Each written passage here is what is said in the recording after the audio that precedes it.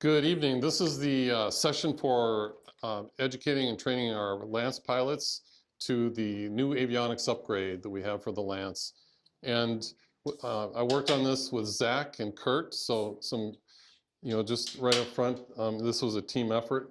I want to acknowledge Twin Cities Flight Training for hosting us. So Nick, if you could take the message back to Twin Cities Flight Training, we appreciate it. Thank you. Thank you to Brian Block. Where's Brian? Where'd Brian go? Here. Yep, in the corner. Thank you, Brian, for your fantastic project management of the Lance upgrade. A lot of work went into that, a lot of work, and I really appreciate that. And then again, Kurt and Zach, great teamwork working on this package. So without any further ado, we will get into the presentation. This long-awaited upgrade is about $140,000, give or take. We want to make sure we operate it safely. We want to make sure that the Lance pilots have an orientation, and some of this applies to the other aircraft too. So it isn't just Lance specific outside of the G3X. There's some stuff here that is useful to the other aircraft panels that we operate. Within the Flywell pilot experience, our audience, this was designed for two audiences, a mix of steam gauge and FMS. In other words, people who are used to the six-pack, and others in the club who are used to the airline cockpit environment, the FMS specifically, and such. So there's a mix of people that we're targeting with this. Or the assumptions we're making is that there's a general understanding of how to use the GTN 650 or 750, the Garmin G5, and then GFC 500. I want to make a real quick parenthetical note about the GFC 500, and you'll see me talk about this a little bit more. It's more than that black box that's in the panel, and I think that's a really important thing for people to know. There's servos and other components to the system, and so we'll talk about that more, but I like to call it the AFCS, the Automated Flight Control System. And then, the other assumption is that people have viewed the Garmin videos that were provided. There's a great suite of Garmin videos, and Nick, if you want me to send those links, I can certainly get them to you. I actually probably have them in here. Okay. So, okay. Thank you. And then the basis of this is, that there needs to be a VFR and an IFR checkout. So the VFR is really going through the essentials of learning how to use the system, especially the G3X, and then an IFR checkout to get people to a level of proficiency of being able to shoot manual and automated approaches. There's some references here that we put in a slide right up front. There's a fantastic mix of videos that came from Garmin. I can't remember which, I think it was that GTN series playlist on the right. That's a fantastic list of videos that they put together, and they're all up on YouTube. So these slides will be available, and these are the links that we found to be useful along the way. And I got the ones on the left from RC Avionics, which did the upgrade for this. So this is, I just want to put some fun pictures up front. This is the power up. I think it happened fast. It was like middle February, and Tony at RC Avionics sent this picture, and this is the first power up, and boy, was it a fantastic picture to see. It was just beautiful after all that ripping of all the old equipment out and all the wiring, and all of a sudden, bang, there's a video, a picture showing how it looks. And then this is the first flight. I flew this for the first time last Tuesday, and just orbited the airport, and wanted to make sure that the system and everything was safe to operate, especially with the changes to the trim and everything.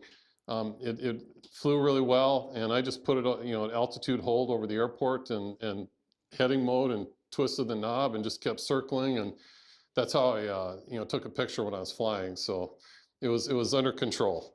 But I thought that was kind of a nice picture in a bank, nice clear day, one of the first clear days we had. And it just really showed the system very well. And then I went flying with Steve. And I thought, Steve, I could share this one. And so we flew twice, I think on Wednesday and then this weekend. So had a great time. And I just thought this was a nice one to include. Yes, we did. And so with that, I do want to talk a little bit about the system view. And this is a generic diagram. This isn't specific to the Lance, but it's kind of Garmin's generic system view. And in here, you see the G3X in the upper left. Some of these devices we have, some of these we don't. The GTN 750 in the center low. And then below that, the COM2, NAV2 device. And then in the upper right, I drew an arrow to the boundary of that whole system that we call the GFC 500. And that's why I really wanted to impress on people that it's more than just that box on the panel, that there's other components in there. And that's something to really think about when you think about risk, potential failure modes and stuff. If you have a runaway servo, that people are aware that this is in all of our aircraft now, the AFCS. So we have to, be mindful of that we're dealing with more than just one box on the panel. And with that, I'm going to turn it over to Zach, and he's going to take us through the nuts and bolts of working with the G3X, and he's done a really nice job putting a bunch of slides together. There's a few in the middle that I might jump back in the middle, but Zach, do you want to take it away from here? Yes, sounds good. Yeah, so this is the general layout of what we're going to be talking about. So we're going to talk about the PFD, the MFD, and then a little segue into the specific IFR uses of the G3X. And we're going to talk about the GFC 500 because there is a way to interact with that on the G3X. We're going to talk about Smart Glide because that's getting put in there, and I realize that none of you probably were briefed about Smart Glide when it went in the 182, or at least very minimally. Abnormal procedures, general tips, warnings and important notes, and then some checklist items as well. So, and then a little bit of background. I work here at Twin Cities, and 2 of our airplanes are G3X, so I have about 500 hours dual given in G3X, and then 100 of my own just PIC in G3X. So this is where a lot of that background knowledge is coming from. So I'm not a walking textbook, but I'm pretty close. So challenge me tonight. I'll do my best. So the first chapter is the primary flight display. So we're going to look at some images and then just kind of work through the differences. So this is what you're working with. This is the G3X. It is the primary flight display. It has 2 really main modes. It's either full screen or split screen. So we're talking about full screen here. So in this full, beautiful screen, it's basically a blown up G5. So you got your airspeed indicator, your altimeter, and stuff like that. And we're going to talk about each of those pieces. You notice the lack of buttons. If you've ever flown G1000, this is not G1000. There's no buttons or knobs. There's a few of them, but the vast majority of interaction with the system is by touching the screen. So on the bottom, you got your buttons and knobs. So you got a left knob, you got a nearest, direct to, menu back, and a knob again. We're getting rid of buttons. So first main part is the middle area. This is the blown up G5 part. So your airspeed indicator, your altimeter, vertical speed, attitude indicators in the background there, all that sort of stuff is built in the middle. Then you got your engine information system on the left-hand side. So this replaces your analog tachometer. You got your tach, manifold, oil pressure, temperature, EGTs, fuel gallons per hour, all that good stuff at a glance. Blown up, just a little bit more detail. You can see each individual cylinder head temperature. And by the way, all these images are from the textbook, so this is 4 cylinders. This is not from the Lance. So, Steve, I think you pointed out that it should be 6 there, not 4. At the top, we got a nice information bar where you can see your comms and navs, and then also some purple stuff that you can edit. You can have your distance to waypoint, your estimated time en route, distance and bearing to the airport. All that is customizable. You can change it around. If some of you have flown the 182, you know that 750 can be customized a lot in the same way. You can put different variables at different spots. This is the same thing. You could put different stuff up there. But generally, that's how it looks. You got your radios and stuff. And then you got your HSI. This is the other half of the G5. So you got your HSI down there, your heading, track, course, everything that you need to know. And then you have these 2 fun little screens that you can change. You can put anything you want in those little boxes. This guy has map and a camera. We don't have a camera, so don't get too excited. But you can put traffic in there. You can put your nearest airports. You can put your flight plan sequence. Again, very customizable. Or if you hate it, you can get rid of them and just have the whole thing be the background, be it synthetic vision or anything like that. So a lot of customizable options. The way to do this is to hit the menu button twice and then go into setup, and then you can start dinking around and editing most of these PFD options. So this is where you're going to get into the details. You could actually make this round dials. If you wanted to fly a digital 6-pack, you could do that.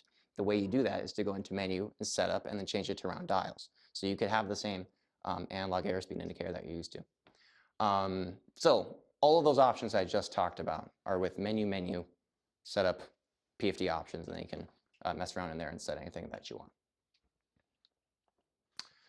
So the big difference with what we have in there in a G5 is synthetic vision. A G5 can't do synthetic vision, but the G3X can. Synthetic vision is a replacement of the background of the attitude indicator. Usually we have the blue and the brown, that's pretty standard. But with synthetic vision, we have a digital representation of what's in front of you. I'm talking terrain, I'm talking traffic, I'm talking runway. A lot of good stuff that really aids in situation awareness, and all of it can be toggled on and off separately. So in the background of this display, you can see it's not just blue and brown, it's blue, but the brown is actually patchy green to show this person is probably over some marshland of some sort. You can also see down the display there, this is actually an airport runway. This line right here, that's the runway that he's flying on. So you can edit the synthetic vision to show you what you want. And then a big part of that synthetic vision is that little green circle right there called a flight path vector. That shows your path through space and time. If the green circle is above the horizon line, you're going up. If the green circle is below the horizon line, you're going down. If it's slightly to the right, you're slipping right. If it's slightly to the left, you're slipping left. So really easy way to cheat during a steep turn, but something that you can toggle on and off as well. And then you can see those purple pathways out there. So you can enable pathways to show you like a video game, like shooting your approach through rectangles. I personally hate them. I think they're really weird. But that is something you could do. And all these are to aid in situation awareness. This is the big difference, the big upgrade from G5 to G3X is synthetic vision. So that was everything on the PFD. Again, we're keeping it kind of brief to kind of get through all this, but any thoughts about what I just said about primary flight display stuff? Nothing. Pathway boxes suck. Yes, pathway boxes suck. Kurt agrees with me. They're horrible. Evan? There's lots of ways to configure it. Absolutely. Can it be saved, like user 1, user 2 configuration, user 3, or? No. So you can probably get back to some standard, Thank you. but otherwise, and when you turn it on, it's going to be what the last guy had when he turned it off. Good question. So the question was, can you edit those settings and have them saved as like user 1, user 2? The answer to that question is no. So whatever you put on there is going to be for the next person, just like whatever frequency you have on standby on 2 is still there when you fire it up the next time. So it will be kind of an adventure to kind of plug in your ideal settings and then have to do it again the next flight, unfortunately. So there is no way to set that. Bummer. All right, great question though. Any other questions about PFD settings? That was great. Anything else about that stuff? Great. If you think of more later, let me know. Next thing that we're going to talk about is a multifunction display. So the MFD is a big part of the G3X. This is a picture of a separate MFD, a completely separate unit that we chose not to buy.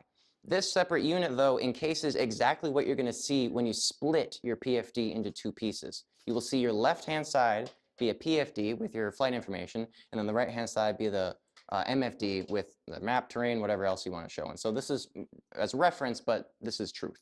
So moving through these, everything on the MFD is controlled with that little menu button at the bottom. There's a lot of different things that you could show there, and we're going to go through each one of them. So when you split your screen, you see this, you can kind of toggle between those and show a lot of different stuff. And an MFD in general, an FAA technical definition, is something that shows you extra flight information, your map, your traffic, your waypoints, your weather, your charts, supplementary information that can help you fly, but is absolutely not necessary. You know, you're not going to find your airspeed over here. You're going to find supplementary stuff. So this is the bar kind of enlarged, and we're just going to go piece by piece. So the first thing that you could have displayed is a map. So when you have it on map mode, it looks something like this. This is not your VFR sectional chart. It's not your IFR low chart. It's a Garmin-derived digital representation of a map, sort of simplified. You know, you can see airport identifiers. You can see terrain. That's why the colors are different in the background. But you can't see like different like town intersections and highways. You can see they're depicted, but not in the same way as VFR sectional charts. You know, you're not going to see blown up areas of residential or something like that. So I like using this when I don't really care about knowing what's underneath me, like during an approach. I like caring about what's in front of me on my path, you know, what waypoint I'm going to, but I don't necessarily care about the town that's right next to me. So this is what it looks like for the map, and then obviously there's a lot of ways to configure this, so you can configure what you see and what it looks like. So this is kind of a blown up version of a different area of all these different options. So you can see how airspace is depicted. Delta airspace is a dashed blue line. Bravo airspace is a thick blue line. You can see how the flight path is generated there, the big purple line. And then it's also very tappable. Everything on here is tappable. So you tap the screen and you move it just like your phone, and you can scroll through this sort of stuff and see where you are in space. And you can tap different airports and get stuff. So this person tapped the airport at the top, and you can see it's a METAR. The METAR sitting there waiting for you to read it. So you tap different things. It's very intuitive. Whatever you want to know more about, you tap. And then at the bottom, it also gives you just more information about that place. So you got the METAR, but you also have the bearing, your distance to the thing. You have your coordinates right there. A lot of cool different stuff there. So tapping. And if you ever get lost, if you ever like, start swiping, you're like, oh God, where did I go? The little airplane in the top right will center it back on you. So sort of like the, on fourth, like the little button top right, that brings you right back to the middle. Same thing over there. If you zoom out far enough on the map and you inputted the fuel information when the G3X booted up, you'll get some range information. So you'll see that depicted in the map as well. You got range and reserve, range to empty. Those are all configurable when you turn on the system. And then on the navigation map, you also have a blue line that shows up when you start climbing or descending to show you the estimated spot where you're going to intercept the altitude that you selected. So if you have 5,000 feet bugged and you're climbing, that bug will show up and say, hey, I think you're going to get to 5,000 feet right here. So that's something you'll see on the map. And also toggleable, that airport has extended center lines right now, those green candy canes. Those are extended center lines to help you with situation awareness as well. So a lot of different stuff with the map. Moving on to the chart. So the chart is the next section of the second thing you could put on the MFD. This is your VFR sectional, your IFR sectional. And I do have a video in here of me just playing around with it. There's no audio for the video. So this is me playing around with the chart. So it's very scrollable, it's very tappable, you move yourself around. This is the VFR sectional. I'm tapping different waypoints. I tapped flying cloud. I get information for flying cloud that I could tap and learn more about. I'm scrolling, the little airplane brings me right back. So very scrollable, very tappable. And then using the menu button, you can change the type of chart. If you're flying on an IFR flight plan, you can put your IFR low chart on there. So you always know where you are. And then the little airplane button will bring you back, and everything's very tappable and scrollable. And again, this is a separate MFD. I took this video in the 172 here at Twin Cities, but it's the same functionality. It's the same exact thing. It's just not a separate unit.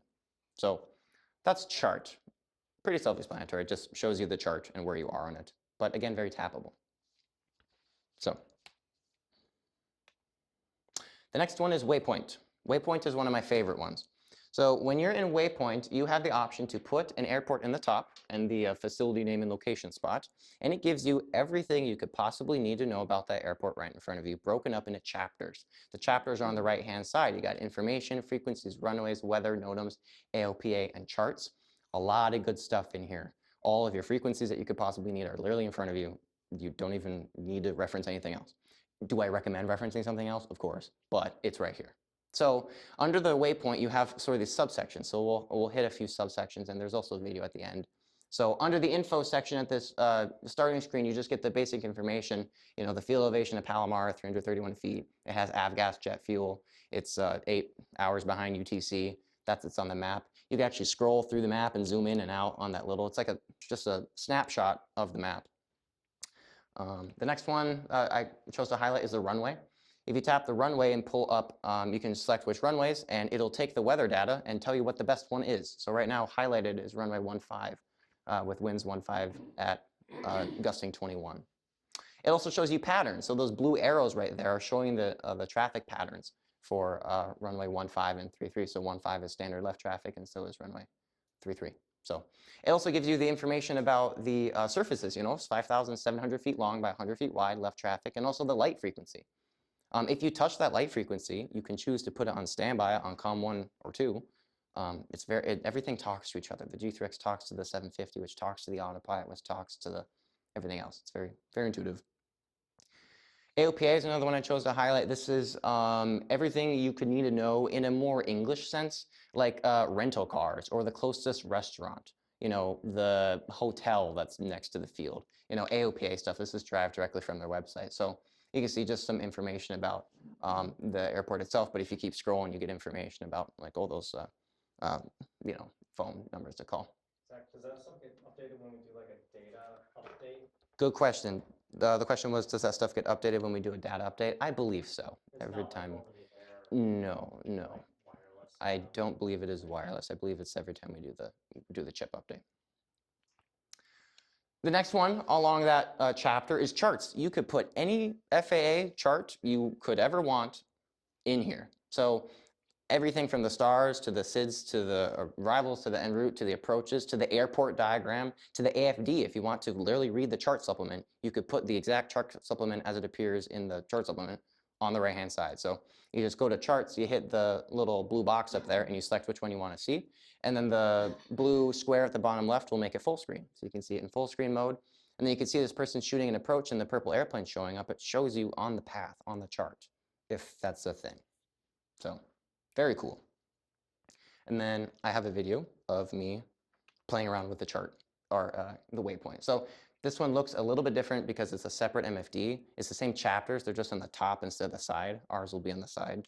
So you can see me here entering our airport and then just navigating. So this is the info page. So you can scroll through this map, you can zoom in. This is the frequencies, list every frequency. And then when you tap a frequency, it gives you the option to put it on standby on COM 1 or 2. So I select COM 1 and Anoka Tower pops up into my COM 1, ready to go. The runway, you select the runway that you want. It gives you information. I was in a hangar, so it doesn't have GPS or weather, so it's not doing any of the math for me. You can zoom in on that sort of stuff. You can see the airport diagram if you zoom in close enough. So that's the runway side. Weather, METARs and TAFs would show up. I was in a hangar, so they weren't. NOTAMs would show up. I was in a hangar, so they won't. AOPA is all that sort of stuff downloaded, so it doesn't require that connection. Interesting information here. Flywheel's listed on the AOPA stuff, so all that sort of stuff if you wanted to know literally anything about Anoka. And then charts. Any chart that's published by the FAA, it's very tappable, scrollable. You just select the chart that you want to see. They're all there. They're downloaded with the the updates that we plug in there on the SD card. And then the big button will make it full screen. Again, scrollable, zoomable, everything really. So that's the chart function. And then I think I just show you an approach plate too, just to show that you can put your approach plate on there. So I like Waypoint. There's a lot of good information in there. And if you use your time wisely in flight, it can be a really great help. You could just literally throw your frequencies like magic onto your standby, ready to get your AWAS for your arrival, get your approach plate up there. It's really cool when used in the right way. Quick question. Please. So I'm not sure what's COM2, NAV2. Does it interface with the one-way Avid? COM2, NAV2. COM2 is yes. COM2? Yes. I'd have to check about NAV2. I don't know. NAV2 is 2? Okay, great. Yeah, both. Yeah. It all talks to each other. Okay. That's a lot of stuff about map, chart, and waypoint. Any other questions about map, chart, or waypoint? Any of the stuff that I was just rambling about? Good question, Reed. Thank you. Okay. The next one is flight plan, FPL. Now, here's the kicker. You can view your flight plan on the G3X, but you cannot edit your flight plan on the G3X because all of the navigation has to come from the 750, the external navigation source. The G3X is simply a monitor that you're plugging into a computer, the computer being the 750. So if you plugged in a flight plan and you load an approach in Anoka, you go to flight plan, you'll see Joodle, Boykia, Kogi, runway listed, but you cannot like tap one and then go direct to, or take out one point and put in another, or activate the hold or something like that. All that activity has to come from the 750. So, but you can view it, which comes with benefits. If you want to have your split screen split like that, you got your PFD and your waypoints. They'll track it for you and show you like when you're done with that one, when you're on to the next one, stuff like that. And the reason this is because the G3X comes stock with a navigation database in there that is not IFR approved. It is for VFR reference only or in emergencies. The 750 is the IFR certified awesome WASP GPS that you can trust your life with. We just need to make sure that the G3X is showing what the 750 is thinking about. You can see on this flight plan menu, FPL source external. It should always say external. The G3X should always be thinking about what the 750 is computing. It's just a monitor you're plugging into the 750. So can't edit the flight plan, but you can view it. So editing still happens in the 750 and the 650, like normal. Highlighted that. The next one's weather. Weather is pretty cool too. It comes from FISB, which is ADSB, in and out. So that's why I wasn't showing you guys that because I was in a hangar when I took these videos. So it is by line of sight, but also FISB is expired. It expires every now and then. So that's my big word of caution with that, and you'll hear me repeat it. The weather that comes in is sometimes old and will go out of date very quickly. So it warns you about this. When the G3X fires up, it says, hey, data link weather is subject to service interruptions, and it may contain errors, and it might be old. So don't trust it with absolutely everything. And then I ripped this right from the book. These are the expiration dates of these products. So the next rad, like the radar, will go bad after 5 to 10 minutes. So you cannot use the radar to punch your way through some cells, You can use the radar to say, there's a storm 30 miles that way. That's great. but you can't use the radar to interweave between some, angry bees. Winds and temps aloft get updated every 12 hours. That's awful. Like, are you kidding? And then the TAF is every 8. I mean, that's when TAFs come out usually. But my point, it's cool, but don't trust it with your life. So this is the stuff that I can show. On the weather page, it's just like the waypoint. So you got more chapters on the right-hand side. So you got your weather radar, shows you precipitation, normal stuff. You got your cloud tops. You have winds aloft as well. METAR data. The METAR one actually updates pretty often because the METARs are every hour. So you'll get the new one. It will show you the TAF for Anoka, but it won't show you the ATIS, like the letter. So you still have to listen to it to get the letter ATIS. You can't just read it. It'll give you the METAR, which is basically the ATIS, but you have to hear about the waterfowl in vicinity of airport in order to land. It's important. I saw a coyote today. That was cool. Terrain is the next one. Useless in Minnesota, but pretty dang cool when I was flying in California. It shows you where terrain is. So on the top half, you get the top-down view of where terrain is. Yellow is this might be a problem, and red is this is definitely a problem. And then on the bottom, you have a profile view of the same thing with the same colors. So if this guy keeps flying, he'll hit a mountain in about 25 miles. You can see even on the bottom that mileage. It shows you how far away the terrain is. So the Lance is a beast and can go far. So if you do go somewhere mountainous or slightly less flat than here, this would actually be kind of useful. So the color coding makes it really easy to understand, and it really shows you just how high you need to be to clear certain things. And the terrain itself is embedded within that database, the terrain database. So if the database is old, you might get weird information. So as long as we keep those up to date, it should be fine. Terrain's cool.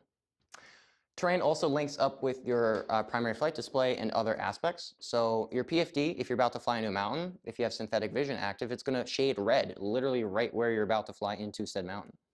And then on the bottom, this guy has map up, but then the terrain pops up and starts worrying about, the terrain. It's going to start audibly alerting you and showing you in red X's. When I'm doing S-turns with the G3X out like over Highway 60, usually it yells at me about the towers that are around the antennas. And then sometimes when we're doing like simulated emergencies, it'll start freaking out once we get too close to the ground. So it alerts you for all these things. It won't take over for you. It's not going to like tell the autopilot to kick it into gear. It's just going to hope that you notice. It's going to do its best. You can also see that little terrain alert at the top, right by the autopilot activation bar, telling you that you're about to hit something. So terrain's cool. Traffic is things we've seen before, the usual radar rings of distance with traffic. You can tap someone and learn more about them, their tail number, where they're headed, where they're going. This is taken straight from the 750's brain. So whatever the 750 is thinking about, it's going to give to the G3X and just kind of show you. Yeah, there's a lot of good information about where they're headed, how high they are, how fast they're going, etc. They're color-coded. So someone that looks like a black trapezoid or black diamond is fine, and then someone who's a yellow circle is not fine. And then when someone starts flying towards you, traffic alert will start blaring at you. And then also if you have synthetic vision active, you're going to see this symbol literally pass over your screen. So if you're taxiing and someone's like on downwind, you will see them kind of just blipping up there as they kind of move across your screen if you have synthetic vision active. So kind of a cool aspect of that. Also helps when you're looking for them. 12 o'clock, 1,000 below, you can see roughly on the screen where they were, and then you can look over the dash and try to find them after that. So pretty cool. Traffic will also pop up, like I said, in the map when when someone gets too close to you, and that just gives you some information about how high they are, where they're headed, places to look, good stuff like that. Bad picture. SiriusXM is the next one. We don't pay for that. So SiriusXM is another way to get weather. It's another way to get, just that weather information. But we don't pay for that. We just get the free stuff with the FISB and the ADSB. The only real difference is SiriusXM doesn't require line of sight. So you can get SiriusXM on the ground. We cannot get our weather from the ground. We have to be flying. That's really the only difference. We just don't pay for it. Under the info page, you are going to get some information about the 750's health. You can see all the different satellites and what they're doing. You can get your exact coordinates, your accuracy. I'm never really over on the information page unless I'm showing a student how to find which satellites are closer. So you can see the constellation. And then engine. Engine is where you get the blown up information about how your engine's doing. It's going to look a little bit different than this.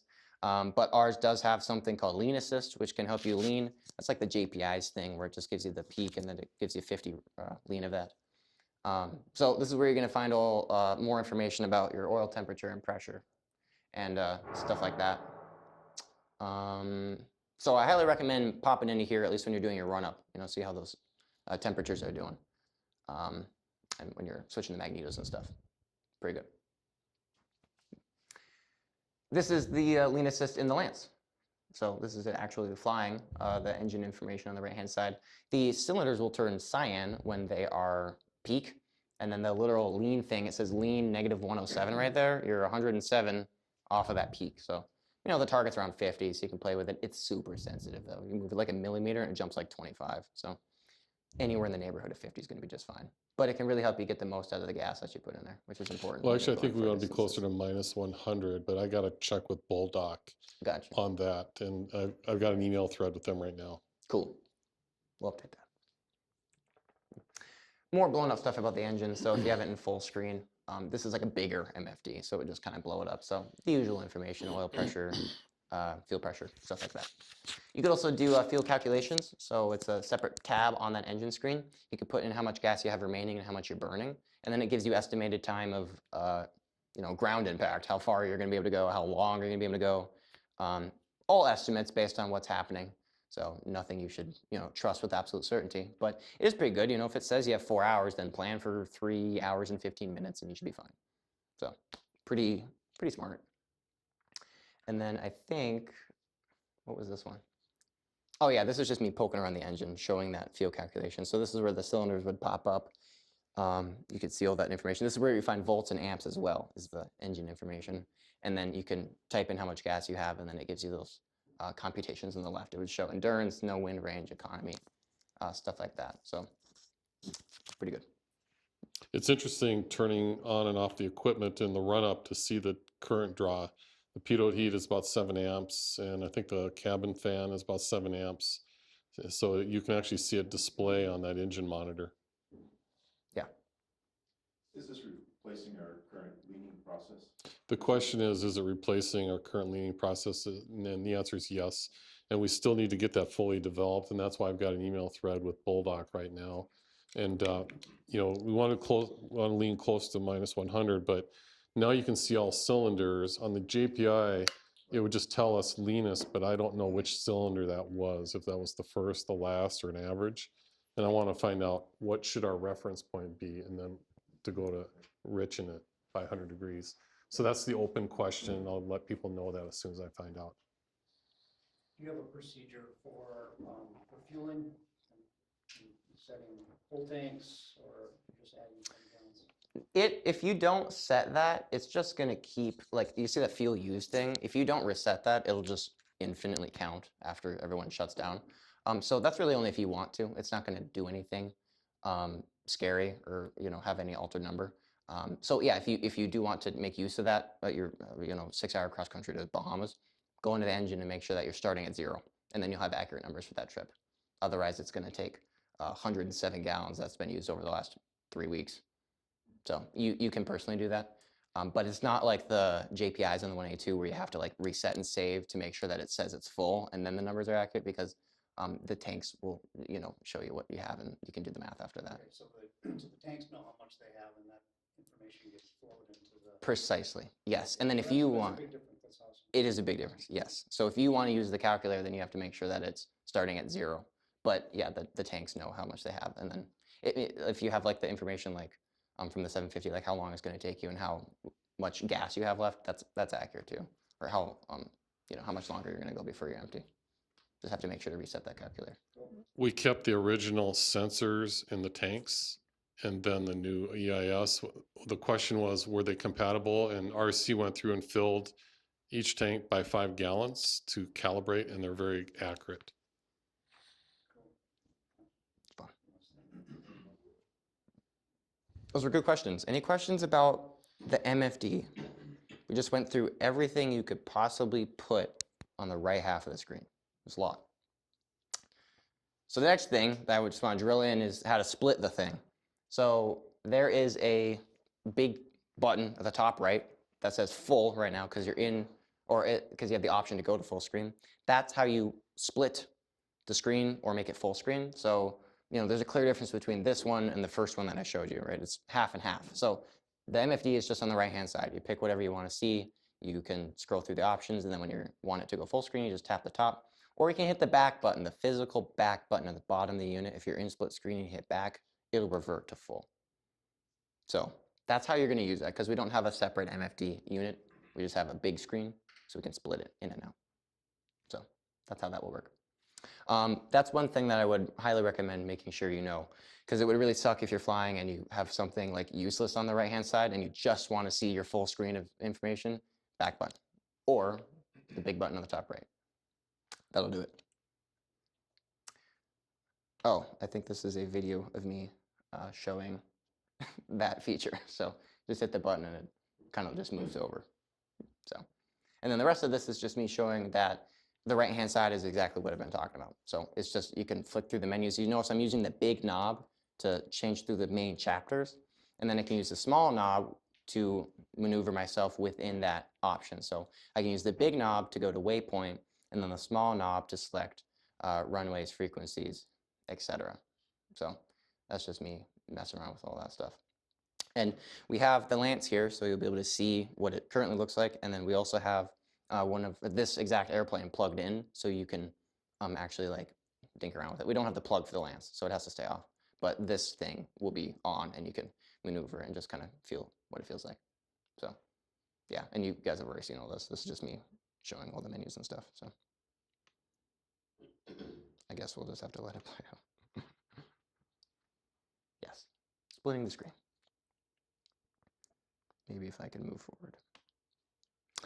IFR uses of the G3X. We're going to talk about the specific things for IFR that we can use. So the main difference with the G3X versus the G5 is the ability to set your minimums. So not just using your altitude blog like Danny and I do every 2 days, we can actually set specific minimums to the foot. If you want to set 407 feet, you can do that. So what you do to do that, as this video is demonstrating, is you're going to tap the HSI, which is going to pull up this menu. On this menu, you have a lot of good stuff. You can set those inset windows I was talking about earlier. You can put your map and your traffic on the bottom left or bottom right. But then you have a thing that says minimums. When you move over there and you click set, this pops up. This is where you'll enter in your exact minimums. So it's a really great help on like an IFR check ride, because tolerances are 0 below, but 100 above. So you could set yourself 50 high. You could add 50 to whatever your minimums are and then just kind of round out off there. And that's also something you can do in real life. If your personal minimums are, I'm going to round out 100 high, 125 high, you can actually do that now. So you set your minimums, your exact number, and then you hit the enter button, and then they show up. And this video shows that square, and then I took a screenshot of it so we can just like stare at it. So now the minimums live to the right-hand side of the HSI, and they also live on the tape. You can see a little squiggly line below 1600 on the altimeter. That is your minimums. So it's visual in 2 different spots. You can change them too. Halfway through, you have to downgrade your approach or change your approach or something. You just tap that minimum box and then edit them and put them in there again. So it's pretty cool. This is what those minimums look like in different situations. So cyan is just what it is normally, but when you get close to them, it goes yellow.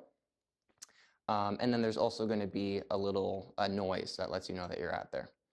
It is important to know that if you have the autopilot engaged and you're on approach mode and it's following a glide slope, it's not going to level off. It's not going to stop at your minimums. It's going to keep plowing you into the ground, but this is to let you know that that's where you're at. So really handy. You can set specific minimums. Enunciation for minimums? Is there a setting? That might be a setting. He asked if we, that when Steve flew it, he didn't get the oral enunciation that they're at minimums. So that is something that I don't know. We'll have to look into that. I did notice that like the autopilot enunciations were really low. So it could have been that it was just really low. But I was flying with Kurt and Paul, and I don't think I heard it either. I don't think I heard it either. So we'll have to look into that. That's probably just some buried setting. I'll take a note on that. Great question. Bad picture, but you can set bearings. So in that same menu that was shown in this video, you can set different bearings. So you can have it point to Gopher or point to the localizer, just as supplemental information. You can even have it point to a GPS waypoint. You can have it point to Cambridge at all times. And the bearings, horrible picture again. You'll see it better later. But they're just those blue bars in the background. So bearing 1 is the thinner cyan, and then bearing 2 is the double cyan. So bearings, it's like an ADF. You tune the NAB and it just points at it. You can have that in the HSI as well. Your glide slopes look the same. So your green glide slopes is your ILS, and your purple glide slope is your advisory vertical guidance, or your LPV for GPS. So just make sure that you are getting the correct needles when you need them, but they look the same. The VNAV indicator is back just in the other planes. It is the VNAV profile that you preset. It is not your glide slope. It's just the recommended path to get to the lower altitude on the glide slope intercept. So, this guy's at 5,000 feet.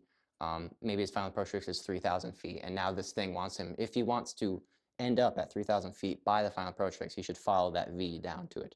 Now, this isn't something you're always legally going to be able to do because the air traffic control has to clear you down there. But this is a good instance to use it if they say pilot's discretion. To send pilot's discretion at 3,000 means you can go down there whenever you want. So may as well follow the thing that gets you precisely there at the precise time. So instead of having to do the math of how far away should I start my descent to be at 3,000 by this point. But I just want to make it clear that's not a glide slope, so don't follow that to the ground. This is where it gets a little sticky, so bear with me. In order to switch from purple to green, from GPS to localizer, you have to use the 750, because the 750 is the one actually receiving that information and digesting it, right? Again, the G3X is just a monitor. So to switch to green on your ILS approach, you have to use the 750, the CDI button that we use in everything else. Then, in order to switch from VOR 1 to 2, or if you're fancy and we have a second GPS, which we don't, GPS 1 to 2, that is something you would do on the G3X. So if you want to be looking at nav 2, you'd have to first go into the 750, switch it to green, and then go in the G3X and switch it to VOR 2. That's where it gets sticky.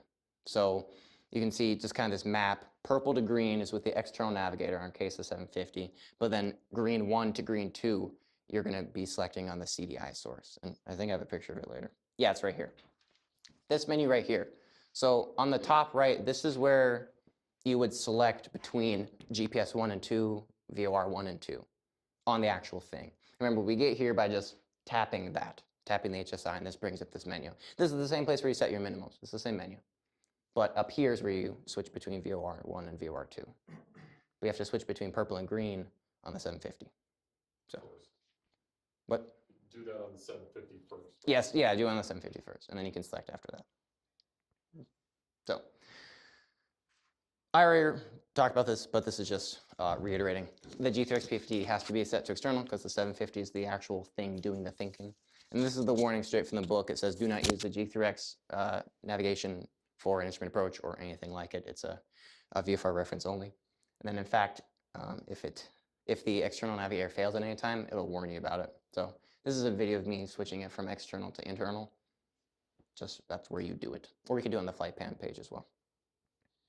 The source for that external GPS, or the internal, I guess, for the G3 is up on top of the pilot dash. You'll see a little box that's now on top of the pilot dashboard. And that's what's the source of the GPS into the G3X. And it's VFR only, as far as use. Just reference. So this is a clean list of things in the IFR world that can and can't be done with different things. So on the 750, you still have to load, edit, create flight plans, load approach, sequence approach, activate approach, suspend approach, activate the missed approach, all the normal stuff. But then new things with the G3X. You can set your minimums on your PFD. You can view your low and route charts or your plates. But really every other activity has to come from the 750. Air traffic control says direct to Boyka. That's a 750 thing, direct to Boyka. And then it will reflect on your HSI. But you just got to do it over there. Just like with G5s. You can't activate your approach in G5, so you can't activate your approach here. So this is exactly what I just told you guys. I just explained it in more detail. Use the 750 between green and purple, and then use the thing to switch it between green 1 and green 2. And then this is what happens if the 750 fails. It actually shows you. It says rev VFR, as in I've reverted to my VFR GPS. Warning you, don't take this as truth. It's my best guess, but it's not the IFR certified WALS thing. So probably gonna have to downgrade your approach. So don't be going LPV on that. Also, if you have it on internal, it shows up as VFR, just to yellow warn you, you're on internal right now. So that was the IFR section of the G3X. Question G3X. Go ahead. If you lose power, how long does the battery last? Great question. It was, if you lose power, how much does the G3X have in it? When will it die? Like 10 minutes? 5 minutes? It's low. It sucks power. The G3X sucks power. So if you lose all of your electronics, your G5 will last for 4 hours. That's it. So if that does happen, shed your load. Turn off everything possible you don't need. Try to keep your 750 alive for as long as possible. But yeah, no, that thing tanks. It draws power like crazy. So if it does have a it does have like a battery pack on it, but it really only lasts for like 10-15 minutes depending on load, depending on the situation. So use that electricity to prioritize other things. But yeah, that G5 is still the 4 hours independent stuff that we have come to know. So if you lose everything, you got 4 hours to get on the ground, which should be more than enough. Great question. Any other questions? IFR, G3X, applications. Again, the big thing is that minimums thing. So set your minimums and you can see them on the tape. Change colors. That's about it.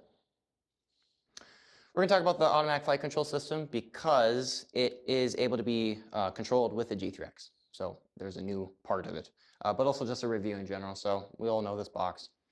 We'll go through kind of the modes, but real brief, you got everything on the left is your lateral navigation, left and right. Everything on the right-hand side is your vertical navigation, up and down.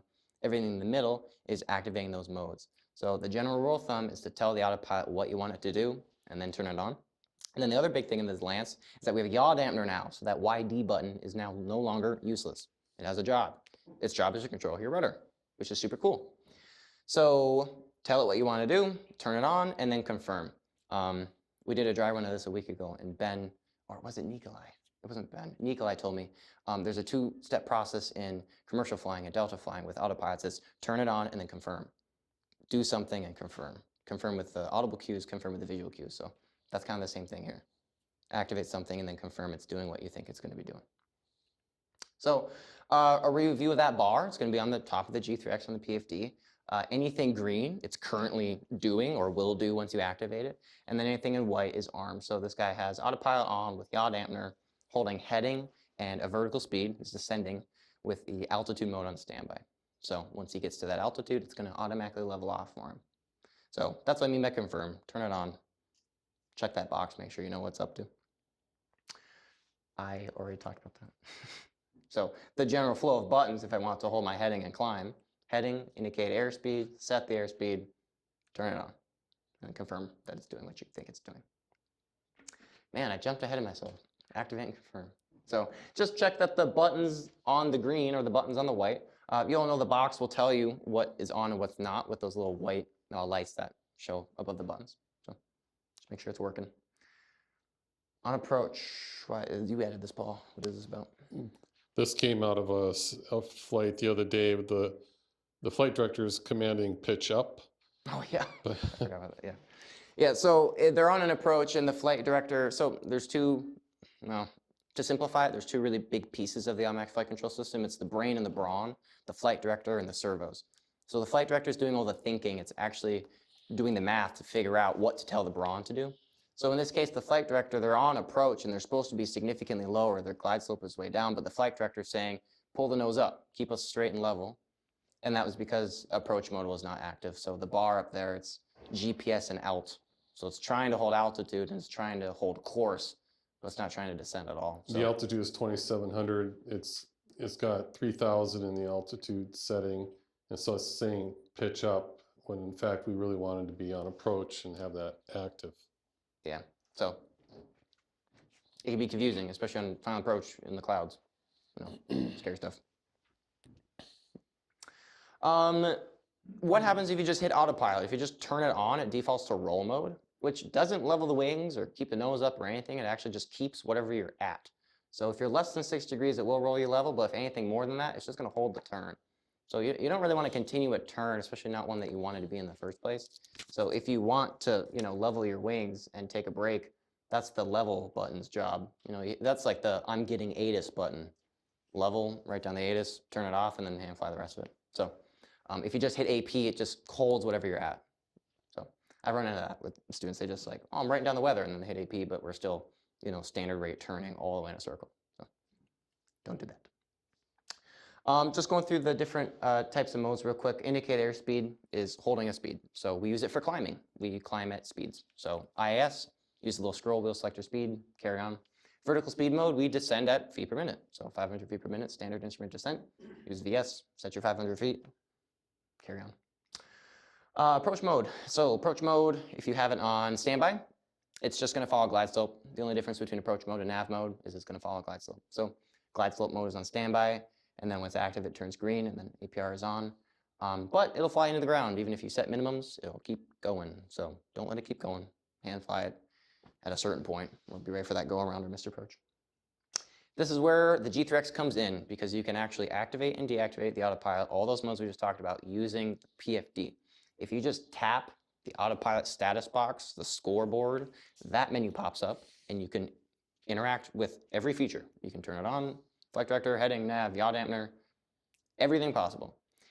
Do I recommend that? Not necessarily, because we all know turbulence, it is kind of challenging to touch buttons, and the last thing you want to do is try to activate with a touch screen in turbulence in an approach. You know, why not use the tactile buttons that we're all used to? This is a feature. You know, G3X is integrated with it, so it has to be talked about and briefed. This is also where you can disable ESP. It's one of the options. So go over there and turn off that before you do, you know, maneuvers or anything like that. The other traditional ways will work as well. Steve, you mentioned that if you hold the autopilot disconnect button for long enough, the ESP will deactivate as well. But that's a way to do it. You can tap it and engage with all that stuff there too. So just another visual representation. It's just a blown up version of the box. ESP, just really quick, electronic stability protection. It protects you from situations that are dangerous. So you can tell it's on when those green bars are up there, and those are set predetermined. If you get past that bank, it's going to try to save your life and roll you out of the bank. If you get too slow, it's going to try to push down. If you get too fast, it's going to try to pull up. And always audibly tells you, it says, autopilot engage, and then it tries to save your life. You can always overpower ESP. If you fight the autopilot hard enough, you will win, and it will disengage. But that's not something you really want to be playing around with when you're doing slow flight, so just make sure it's off before you do maneuvers. But I leave ESP on whenever I'm doing a cross country. There's really no reason to turn it off. But definitely turn it off if you're doing steep turns or anything weird. Or if you're trying to get slow enough to get the automatic gear to come down or something like that, and make sure that ESP is off. Alerts, just review those. You know, anything red or yellow is probably bad. That holds true here. So if you see red or yellow, then you gotta do your own job. So those will pop up on your PFD to let you know what failed and what's not working. How to kill the autopilot. Lots of ways to kill it. So make sure you know how to kill it. Button on the yoke, button on the box, button on the G3X will do it. Circuit breaker, pull the or use the electric trim, or physically overpower it and then confirm it was done. You know, it makes that beeping sound when it's off. So listen for the beep, make sure that it's done. And then Paul added this. There's a couple ways that you want to test the autopilot on the ground. At Twin Cities, we actually turn it on all the different ways and then kill it all the different ways. And then we also fight it too, make sure that we can overpower it. Here though, you can just you know, select heading mode and turn it and then just watch the yoke roll just to make sure those servos are working. Especially if you're, you know, doing an instrument departure, you don't really want to trust something at 500 feet that you didn't make sure is actually going to do the thing you want it to. Because those servo motors, you know, could probably burn out at some point. So Just to be clear, there's no way to damage the servos or the movable flight, movable components on the ground. In other words, you turn on the autopilot, it's not going to slam any of the controls. great question. The question was, is there a way to damage the controls if you test the autopilot on the ground? The answer is no, because the yaw dampener is not engaged until I think like 400 feet. So the rudder isn't going to move. So you can engage whatever you want, and it's not going to try to yank your wheel to the left and kind of fight that rudder. And then the ailerons in the elevator are going to be free and correct. So you can do whatever you want on the ground, and it should be fine. So yeah, that yaw dampener, I believe it's 400 feet, kicks on and off. At least in Cirrus. I would have to check with the lands. when exactly that Yeah, yaw you damper can't, comes you on. can't check the yaw damper on the ground, but to kind of further Avram's concern, you know, you want to sync the heading bug by pressing it on the autopilot and then activate the autopilot mode and then turn the heading bug, and I should add in here like less than 30 degrees. You get to about 30 degrees and the yoke will start to turn. And then if you don't get it back soon, it's just going to keep turning. So you, It's upset it's not doing its job. Right. So it's like, oh, I'm not turning enough. But just to be clear, if I turned it on and I happen to have the heading bug way off, it's not gonna in any way damage the ailerons. No, because there's nowhere for the ailerons to go. There's nothing that's going to resist them. So it's not going to like grind itself into infinity and burn out like a pump. Because there are no aerodynamic forces on the ailerons, on the ground, it's still, there's no way to damage the equipment. I don't believe so. I really I don't haven't believe so. tried it, but you know, this is why you hit the sync button, the sync heading first, just to make sure the heading bug isn't too far away. But I really don't think it will. I don't think there's any way for those servos to burn themselves out. Along with that, so the yoke is moving with the ailerons, with the autopilot servo. Do the rudder pedals move when the yaw damper is activated? No, you can't check the yaw damper on the ground. That feature is activated around 400 feet. So anything below that, the yaw damper is not going to do When anything. you're flying the airplane, when you're above 400, the yaw damper's doing its thing, the rudder pedals move. Very slightly, I believe. That is direct linkage, okay. Yes, direct linkage. Yeah, it's not fly-by-wire or anything fancy. I think it is direct linkage, just moving the actual pieces. Yeah. It gives you, on the elevator, it will give you a message if you're way out of trim. Does it do the same with the yaw damper? You ever seen that? I haven't seen that. Repeat. The question was, if you're way out of trim and you have the elevator moving, it'll tell you like, hey, please trim down a bit. Will it do that with the yaw dampener? Because we have rudder trim. I don't know the answer to that question. I would imagine so. If it was trying to do a lot of left rudder and you had it full right, it'd probably get mad at you and tell you. But I don't know that for sure. I'd have to read the book on that. Definitely does it with the elevator. So these Garmin servos are pretty advanced, like, Avram, you're talking about like slamming like a control loop. I mean, they're all CAN bus controlled, they've got rate controls, and then they talk and they tell their health to each other, and the fact that this whole system is talking, you know, that it's not gonna just have a run away and just end stop itself. A lot of these scenarios, Garmin has figured out, and you'll get a red X or something if a servo actually is bad before it does something new. Yeah. Great questions. Thank you for the discussion. What else we got? That's it for that. That was the autopilot. Cookies. So, we're getting towards the end of it. Brian wants you to pass them around. So we're going to talk a bit about Smart Glide, because that's installed in the Lance now, just like in the 182. Smart Glide is pretty cool. JJ and I did a spin with it today. So, actually, you want to do like 5 minutes for everyone to get Why don't we dessert? take a 5-minute break? Yeah, we'll do 5 minutes. You guys can get cookies. Mike, okay? Part two. Micro, okay, cool. All right, we're almost done. Getting through it. Smart Glide. Smart Glide's now in the Lance, just like it's in the 182. So we'll just talk about what it does, and I highly recommend you go mess around with it, ideally with someone else sitting next to you. Smart Glide. So what it does is really just a list of things all in a row. Like if you tell your Alexa to read you the weather in the morning, it just has a set list of things. It's not anything crazy. It activates the autopilot, first of all. So the first thing it does is it goes into indicated airspeed mode for best glide, whatever's configured. So it's going to hold that best glide, and it's going to find the direct to course for the nearest airport. And then it's going to activate nav mode to follow said course. So if you're closest to Cambridge, it's going to, in an instant, find the course to Cambridge and then start bringing you there. It also does a lot of other stuff.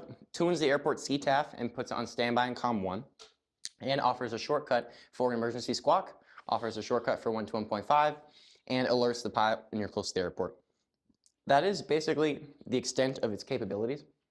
On the map, you will be able to see what airport it would pick at any given time from those blue chevrons.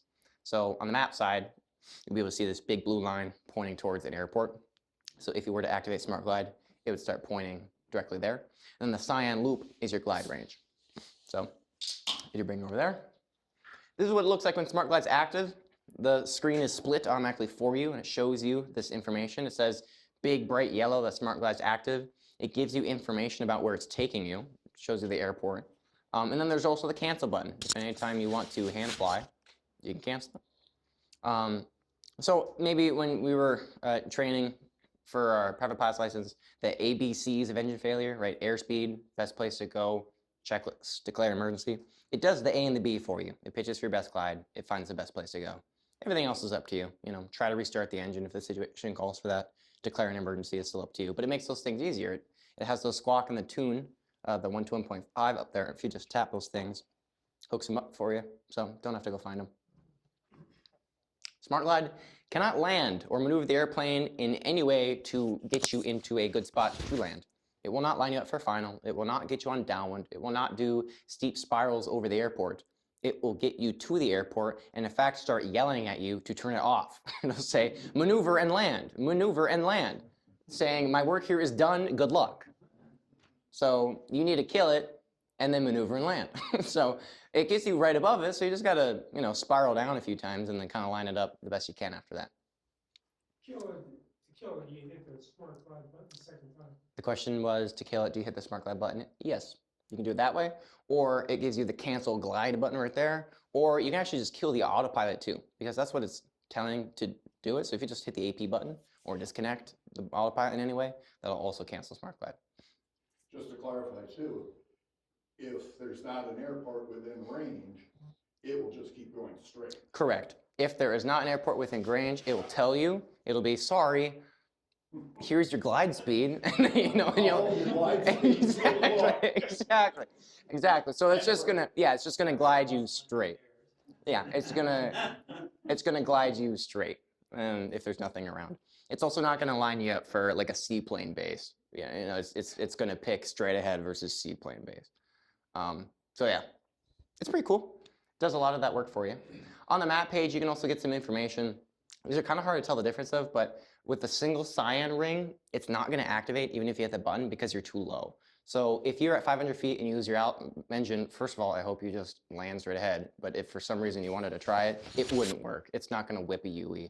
It's not going to glide you after that. It has to be a certain altitude before it actually does that.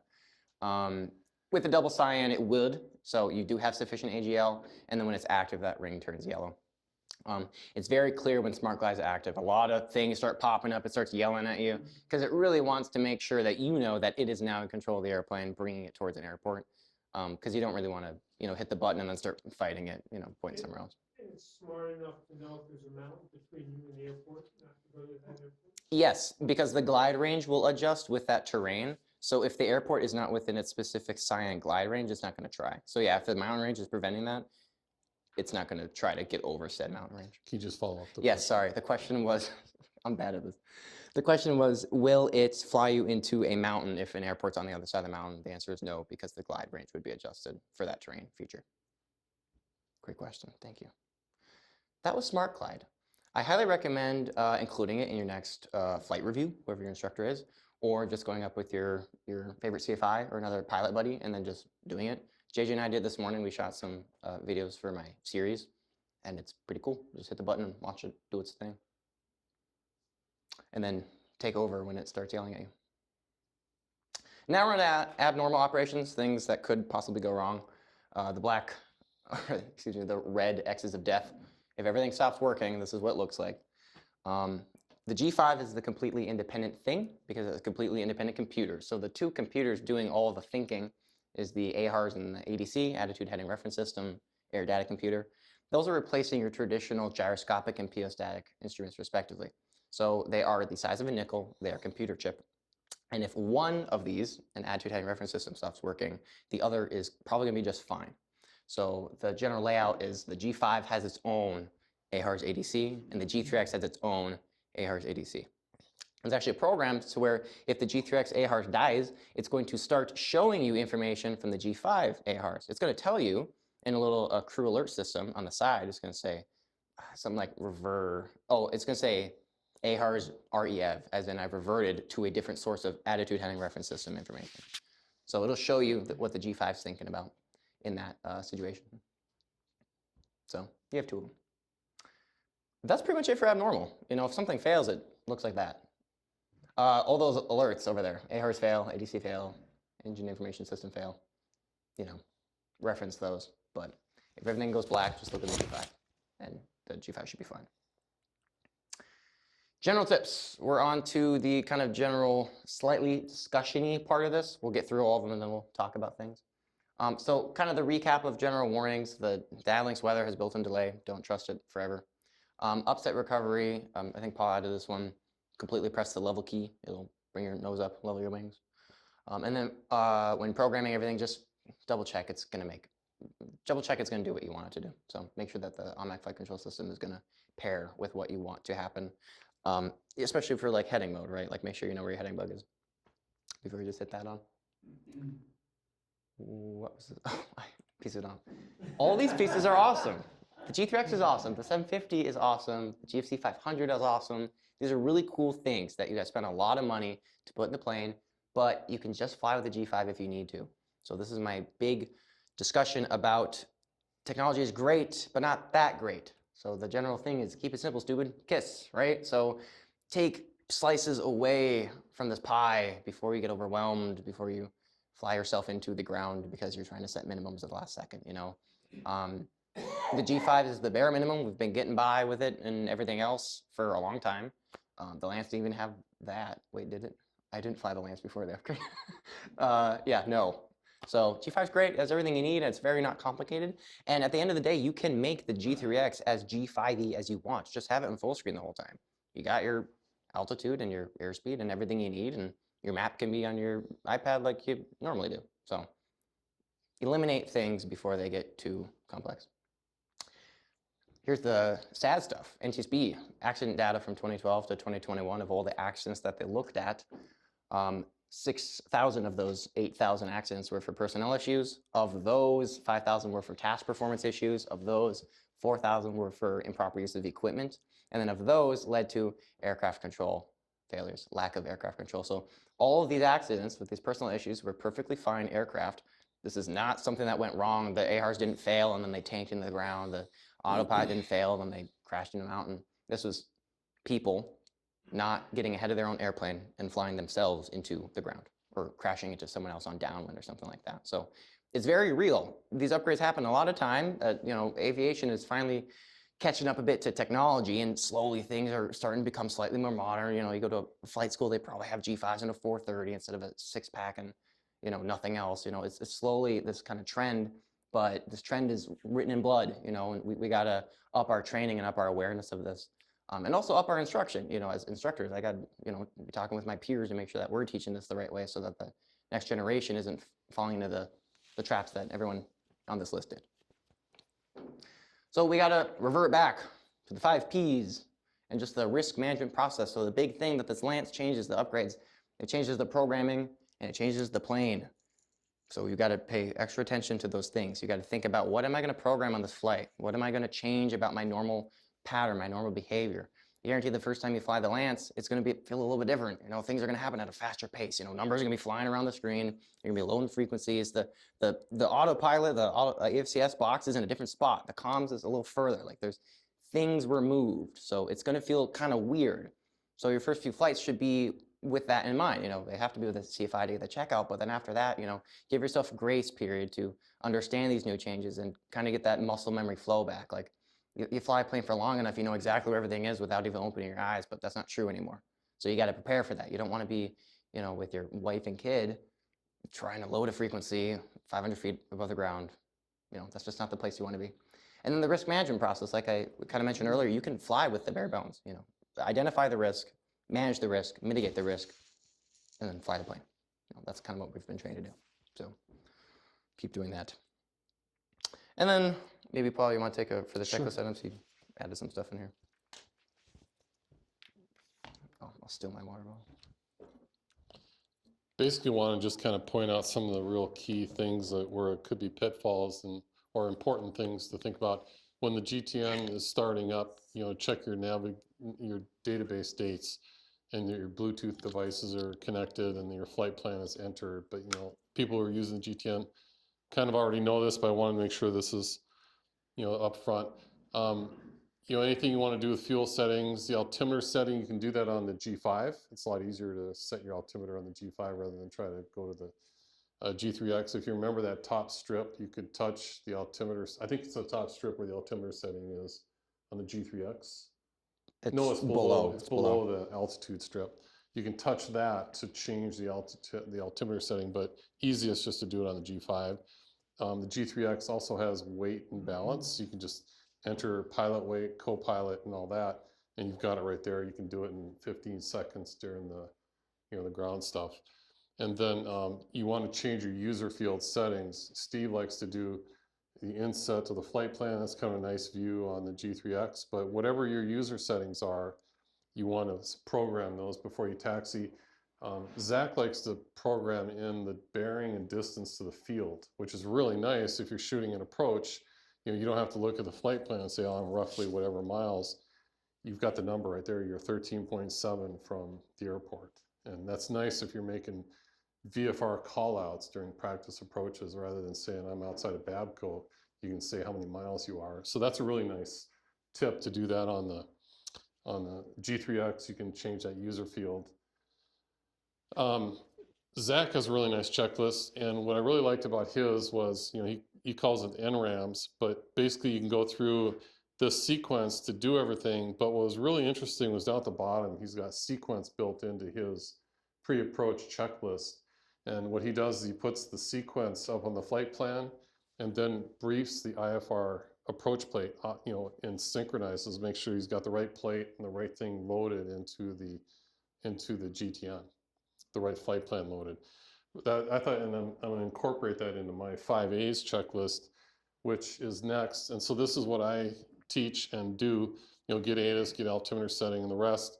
But if you can see under the avionics, which is programmed, there's a number of items there that you want to check. You want to make sure your CDI is set, you've loaded the approach, you've checked the sequence, and that you've loaded and activated the approach, and the autopilot is set either to nav or approach mode, depending on where you are in that approach sequence. So these are just some takeaways for people to use these as references. You can incorporate them into what you've been trained to do, but there's some real key points in here.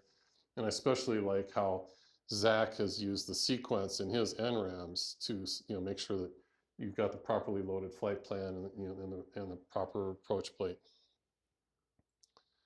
And then there's going to be two parts to the checkout. I flew with Steve last Wednesday. How long were we up for the first flight, Steve? Yeah, sounds about right. And then basically we got through that, and I felt like he was, good to go with flying VFR. And then we went up for about 2 hours on the second flight, and we did some automated, some manual approaches. And where you were at, I thought you're in pretty good shape to do IFR. But like Zach says, I think grace period applies to all of us, including me, to go fly this system. We're going to get you checked out, but wouldn't want you to go do hard IMC right out of the gate. You want to make sure you've got very low risk approach to your first IFR approaches. Hopefully you can get in with a safety pilot and do some of your own. I recommend doing both hand flying and automatic and autopilot approaches. They're quite different. Right. I think that's a good way to get used to the system. The comment from Steve was he recommends both the VFR, or to do the manual and automated approaches. And I think that concludes our session. So I think with that, JJ, we could probably stop the recording and then take questions and longer discussion.